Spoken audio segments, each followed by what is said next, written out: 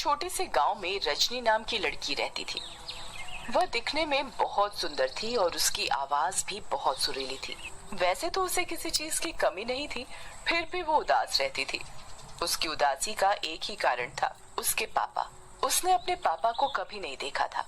माँ रजनी को उसके पिता के बारे में बताकर दुखी नहीं करना चाहती थी। रजनी के पिता की मौत शहर में हार्ट अटैक की वजह से हो गई थी और रजनी बहुत छोटी थी। रजनी को स्कूल में उसकी कक्षा के बच्चे बहुत चिढ़ाते थे। रजनी अपने दोस्तों की बात सुनकर बहुत परेशान हो जाती है और वो अपने घर जा रही होती है।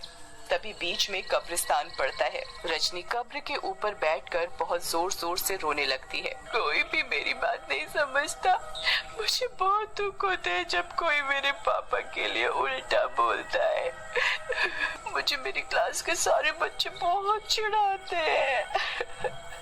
रजनी जिस कब्र पर बैठकर रो रही होती है, उसी कब्र से एक भूत निकलकर बाहर आ जाता है। ये देखकर रजनी डर जाती है। जब मैं मरा था, मेरी बेटी भी तुम्हारी जितनी ही बड़ी थी। भूत रजनी को अपनी सारी बात बताता है और बहुत रोता है।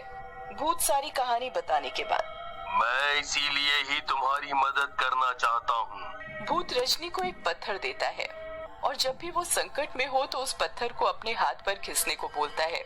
माँ, हमारे स्कूल में कल पेरेंट्स टीचर मीटिंग है। आपको कल हमारी मैडम ने बुलाया है। अरे बेटा, कल तो मैं आपके स्कूल नहीं जा पाऊंगी। कल तो मुझे बहुत काम है। रजनी अपनी माँ की ये बात सुनकर मायूस हो जाती है। रजनी अगले दिन अपने स्कूल जाने के लिए तैयार हो जाती है। अरे रजनी, आज भी तेरे पापा नहीं आए? कैसे हैं तेरे मम्मी पापा? पहले तो पापा ही नहीं आते थे, आज तो मम्मी भी नहीं आई है तेरी। रजनी अपने बैग से वो पत्थर निकालती है और उसे जोर से अपने हाथ पर घिसती है और भूत को याद करने लगती है। पत्थर के घिसने के साथ ही भूत रजनी के आगे हाजिर हो जाता है। आज पेरेंट्स टीचर मीटिंग है। सब बच्चों के माता पिता उनके साथ आए। हमेशा मेरी मम्मी मेरे साथ आती थी, आज तो वो भी नहीं आ पाई। तुम्हारे पापा का भेष बदलकर तुम्हारे स्कूल में मैडम से मिलूंगा। रजनी भूत की बात सुनकर बहुत खुश हो जाती है। भूत रजनी के साथ उसके पापा के भेष में मैडम से मिलता है और साथ ही रजनी अपनी क्लास के बच्चों को भी भूत से मिलवाती है। देखो, तुम हमेशा कहते थे ना तुम्हारे पापा नहीं आते। आज पेरेंट्स टीचर मीटिंग के लिए मेरे पापा ही आए हैं मेरे साथ। आज इन्हें काम नहीं था अपनी कंपनी, तो ये शहर से आ गए हमसे मिलने।